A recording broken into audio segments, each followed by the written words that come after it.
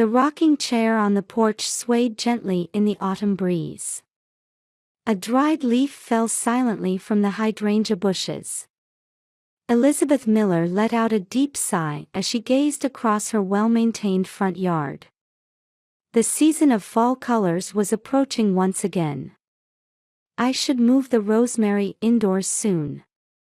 Adjusting the collar of her light cardigan that wrapped around her petite frame, Elizabeth glanced toward the corner of the garden. The herbs that her husband Thomas had planted 3 years ago were now flourishing. Since his sudden passing from a heart attack, these morning hours spent in the rocking chair had become her daily ritual. At 62, Elizabeth still took pride in her appearance. Her neatly cut short hair, subtle makeup, and elegant J.Crew attire reflected this care. The meticulousness she had developed as a former accountant naturally carried over into her retired life. Back in the living room, the warm morning sunlight illuminated the family photos on the shelf. Her daughter Rachel's smiling face, and next to her, her granddaughter Emily looking cheerful.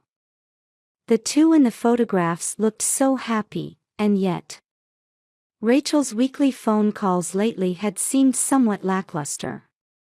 Even when she spoke about everyday events in her usual bright voice, there seemed to be a lack of energy. And over the past 2 months, the frequency of calls had noticeably decreased. Call it a mother's intuition. Elizabeth wondered if she was being overly concerned. She had always avoided interfering too much in her daughter's family life. That was a lesson learned from her own relationship with her mother. The twice-monthly visits were still the highlights of her life. Especially the time spent with her 5-year-old granddaughter Emily brought her incomparable joy. "Grandma." Emily would always rush into her arms the moment the door opened. She would show off moves learned in ballet class or play her new piano pieces. Her innocent smile filled Elizabeth's heart with warmth. However, something had been bothering her lately. During a recent iPad video call, Emily had let slip the words, "Daddy's scary." The little girl's expression at that moment haunted Elizabeth's thoughts. Her son-in-law James had initially seemed like an ideal match. After graduating from Boston University, he had built a successful career at a local real estate company, and his devotion to Rachel had been impressive.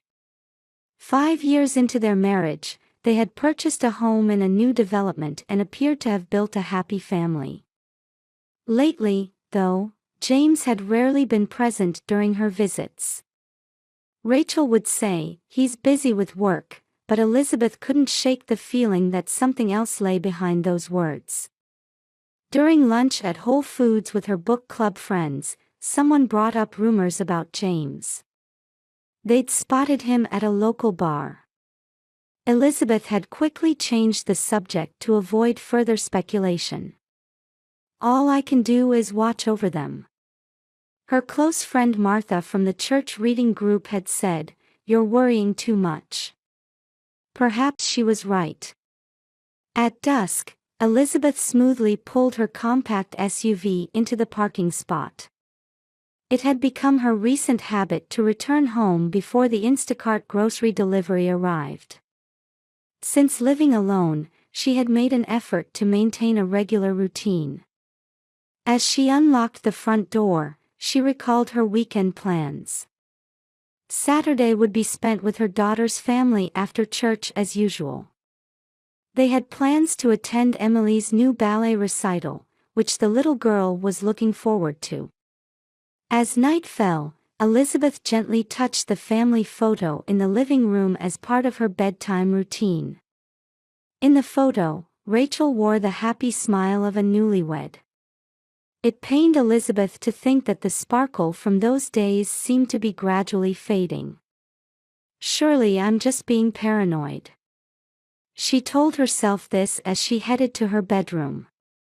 Yet her maternal instinct seemed to be warning her that something serious was approaching.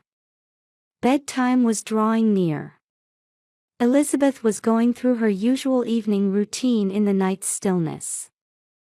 The bedroom lights were dimmed, with only the warm glow of the nightstand lamp illuminating the room. A cold October breeze slipped through a gap in the curtains. Usually, this was when she would drift peacefully to sleep, but tonight she felt unsettled. Earlier in the day, she had tried calling Rachel but couldn't get through. While this wasn't unusual lately, something felt off. Elizabeth sat on the bed, reviewing her call history. Her current book lay by her pillow, the next assignment for her book club. The clock showed 11:15 p.m. Tomorrow was Saturday, and she had promised to attend Emily's ballet recital. She smiled, remembering how proudly the little girl had talked about her new tutu, and how excited she was for her grandmother to come. The notification light on her smartphone blinked blue on the nightstand. Probably a delivery confirmation from Amazon. Just as she reached to check it, her bedside iPad screen suddenly lit up brightly. The ringtone pierced the night's silence. The display showed Emily, and Elizabeth hesitated for a moment. A video call from her granddaughter at this late hour. Something felt wrong. Emily. What's wrong, calling so late? The moment she swiped to answer, Elizabeth's heart froze. The screen showed Emily's face, distorted with tears. Her usually adorable expression was gone, her eyes were swollen, and her cheeks were wet with tears. Her small face appeared pale in the darkness. Her hair was disheveled, and her pajama collar was askew. Grandma. A trembling voice leaked from the speaker. It contained a fear Elizabeth had never heard before. Daddy. Daddy's yelling at Mommy. Help. I'm scared. In the background, she could faintly hear angry shouting. A man's harsh voice she'd never heard before. And mixed with it, a woman's crying. She thought she heard something fall over. Elizabeth's hands shook. On the screen, her granddaughter's shoulders trembled slightly. Emily seemed to be hiding somewhere in the darkness. Emily, where are you now? Is Mommy with you? She tried desperately to maintain her composure, but her voice rose. Various possibilities raced through her mind. James, that once quiet son-in-law, why? I don't know. It's dark. The little girl's voice cut off. There was the sound of a door opening in the background. Then suddenly, the screen went dark. The call had ended. Emily. Emily. She frantically redialed, but there was no answer. She tried Rachel's cell phone next.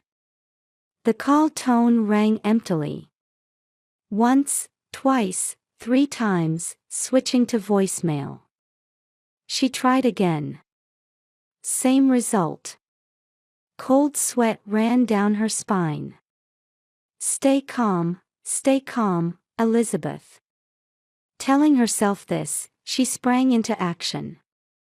She threw on a navy coat over her nightgown, stuffed her wallet and smartphone into her bag. No time to check her makeup-free face in the mirror. She grabbed her car keys at the entrance while rushing down the stairs. Outside, the cold night air struck her cheeks. Streetlights cast shadows of the beginning fall foliage onto the sidewalk. The night's silence, usually calming, now felt eerie. The sound of the garage door opening echoed through the quiet residential area. Her hands gripped the steering wheel tightly. The clock showed 11:35 p.m. Usually a 20-minute drive to her daughter's house. No traffic at this hour. Her foot on the accelerator trembled slightly. The seatbelt felt unusually cold against her. Her compact SUV silently cruised through the dark suburban streets. Streetlights regularly pierced the car's interior before fading away. With each flash, Elizabeth's anxiety deepened. When traffic lights turned red, frustration welled up inside her. Please, be safe. Even while waiting for lights to turn green, she checked her phone screen. But there were no calls, no messages, nothing. Her own face reflected in the dark screen seemed pale. At 11:55 p.m., she finally arrived at the new development where Rachel's house stood. The familiar white-walled building loomed faintly in the moonlight. But all the windows were dark. Usually, a small light would be visible in the upstairs children's room at this hour. After parking, only silence greeted her ears as the engine died. She rushed to the entrance and pressed the doorbell. The shrill sound vanished uselessly into the night sky. No response. The entrance was firmly locked. Rachel. Emily. Is anyone there? Her shouts went unanswered. Circling the house, she found no sign of James's car. The neighboring houses had lights on, but their curtains were drawn. No sign that anyone had noticed. Elizabeth's heart pounded. What had just happened in this dark house? And now, where were her daughter and granddaughter? Anxiety enveloped her with the cold night wind. She took out her smartphone again and dialed Rachel's number. The call tone rang emptily before switching to voicemail. Trying desperately to steady her shaking voice, she left a message. Rachel, it's me. I got a call from Emily. I'm in front of your house now. Please call me back right away. Please. Looking up at the building that seemed abandoned in the moonlight, Elizabeth let out a deep sigh. Her reflection wavered uncertainly in the window glass. Even now, at this moment, her daughter and granddaughter might need help somewhere. But in this darkness, there seemed nothing she could do. In the midnight residential area, Elizabeth dialed 911. The dial tone rang ominously in the darkness. 911, emergency response. A calm female operator's voice came through. My granddaughter called. Struggling to control her trembling voice, Elizabeth explained the situation. The video call from her 5-year-old granddaughter, the angry shouting in the background, the sudden call disconnection. And now the dark house. Do you know your family's current whereabouts? No. Neither my daughter nor son-in-law are answering their phones. After a pause, the operator continued.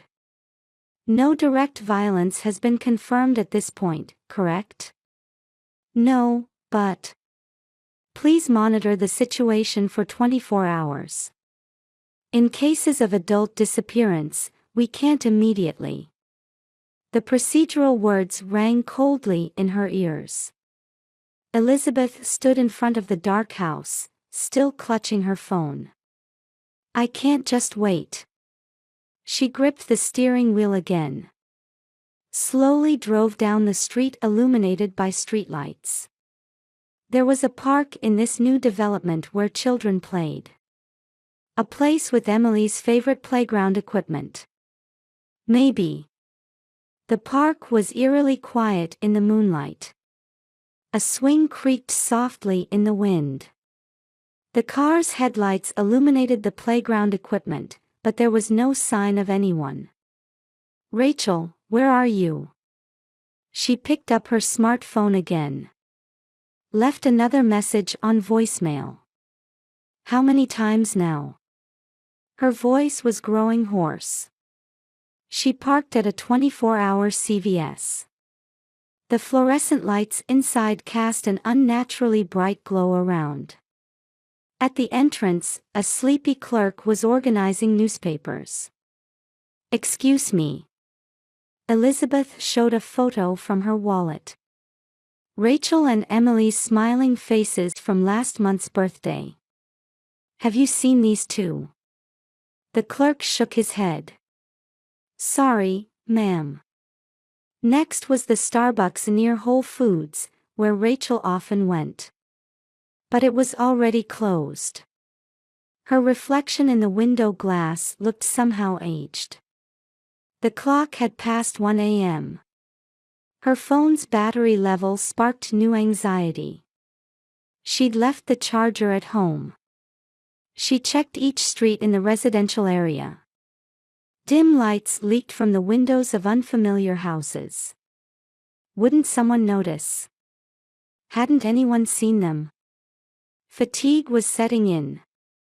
Her limbs felt heavy, and her vision was starting to blur.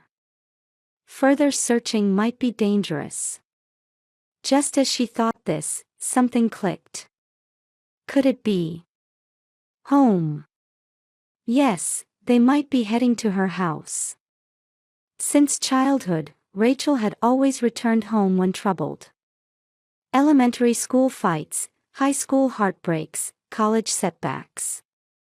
She had shed tears in this mother's house through it all. She turned around. The familiar route felt strangely long tonight. The bands of light and shadow created by streetlights stretched on like a nightmare. 2 a.m. Finally entering her own neighborhood. From a distance, she could make out the outline of her house. And then, under the porch light, two shadows. A woman embracing a small child. Rachel. Emily. Her voice wouldn't come. Tears blurred her vision. She quickly parked and cut the engine. Got out on shaking legs. "Mom." Rachel's voice broke the night's silence. Emily was asleep in her mother's arms. Traces of tears still marked her cheeks. "I'm sorry. I couldn't answer the phone." Cutting off her words, Elizabeth embraced them both. Warmth returned to their cold bodies. The porch light cast their long shadows on the ground. She couldn't ask anything yet. Couldn't say anything. For now, just holding them was enough. All explanations could wait. Right now, she just wanted to savor this moment of relief. In the moonlight, the shadows of 3 generations of women merged into one. The cold night wind gently enveloped them. Steam rose from 3 mugs on the living room table. The warm scent of chamomile tea gradually eased the night's tension. Emily was finally sleeping peacefully in her old room upstairs. The wall clock pointed to 3 a.m. "Can you talk?" Elizabeth gently placed her hand on Rachel's shoulder as she sank into the sofa. Her daughter nodded slightly, wrapping her cold hands around the mug. Her fingertips were still trembling faintly. "James recently made a big mistake at work." Rachel's voice was hoarse. He had lost a major real estate contract, and his sales numbers had plummeted dramatically. The Boston real estate market's downturn was more severe than expected, with new construction sales stagnating. Pressure from the company mounted daily, and their finances gradually tightened. But that happens to everyone, doesn't it? Yet he. Rachel's words caught in her throat as tears welled up again. James had started stopping by local bars every night. At first, he said it was for work socializing, but gradually he began drinking alone. As he came home later and later, reeking of alcohol, Emily grew increasingly afraid of her father. Tonight was particularly bad. After a major corporate deal negotiation had fallen through beyond repair, James had come home drunk. From the moment he opened the door, his shouting began. "You're holding me back. What good is a stay-at-home mom, even this house's mortgage?" Words that were once filled with love had been twisted by alcohol into verbal abuse. "I knew I had to protect Emily," Rachel continued with a trembling voice. When James drunkenly threw a vase to the floor, Emily ran to her room. Taking advantage of that moment, Rachel quietly packed a bag with essentials for her daughter. Pajamas, change of clothes, and Emily's precious teddy bear. James had the car keys, but I thought we could walk to Mom's house. They desperately started walking through the residential area at night. Emily silently held her mother's hand, occasionally looking back as they walked. Following moonlit streets with few streetlights. About a 40-minute walk to her mother's house. The cold bit into them. But Emily wanted to call Grandma. When they stopped in the darkness, her daughter took out the iPad. Rachel felt tears well up at Emily's words, "Grandma will help us." However, when they heard James's car engine during the call, they had to quickly end it. "We walked desperately from there, but we must have passed by Mom's car." They hid in the shadows of tree-lined streets several times as cars passed by.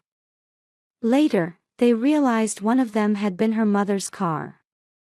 The two of them, desperately focused on walking forward, hadn't seen who was in the car.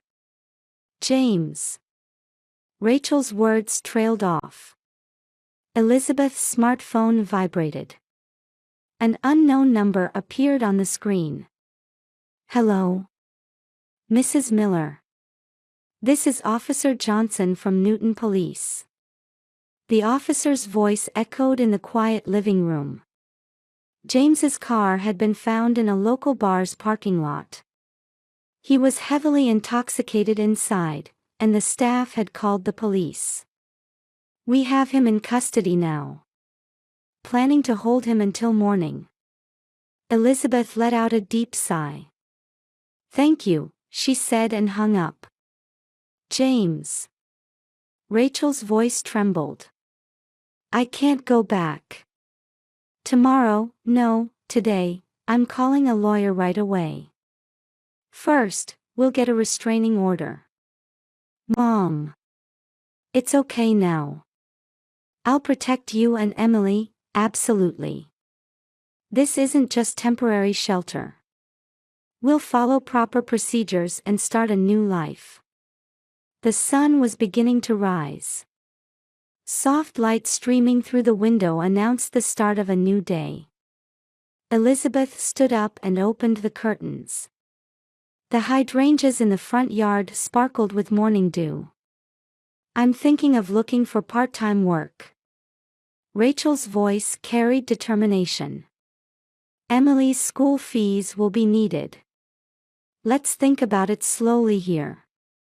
We have plenty of time." Upstairs, Emily's peaceful breathing could be heard. In what was once Rachel's room, her granddaughter now slept soundly. "Thank you, Mom." Strength was gradually returning to Rachel's voice. Indeed, this wasn't the end. It might be the beginning of new challenges. Divorce proceedings, custody issues, financial independence. Many hurdles lay ahead. But they weren't alone anymore. Elizabeth picked up the family photo on the table. An old picture with James smiling. Back then, no one could have predicted this outcome. But life sometimes takes unexpected turns.